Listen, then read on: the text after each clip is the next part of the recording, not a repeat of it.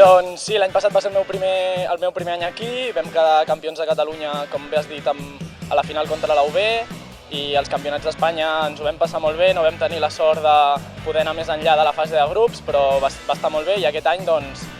se'n tornem-hi amb segon any, semifinal contra la UB, un altre cop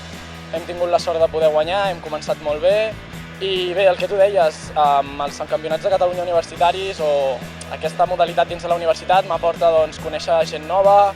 fer nous companys i és un handbol molt més distès, no tenim tanta pressió com en els nostres clubs, venim aquí a passar-nos-ho bé, si a més guanyem doncs és un premi, però això és sobretot pel bon rotllo que hi ha amb la gent, al final acabes rient amb l'equip contrari també i és un ambient molt distès, molt xulo. Sí, doncs estic molt d'acord amb aquesta nova promoció que s'està fent de l'esport femení, en aquest cas des dels esports universitaris. Crec que és molt positiu que comenci, o sigui, és una llàstima que es comenci a fer ara, però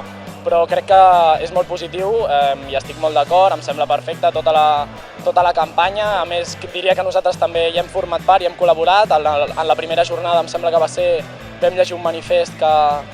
en favor de la igualtat d'homes i dones i bé, doncs em sembla una campanya molt adient per l'esport en general.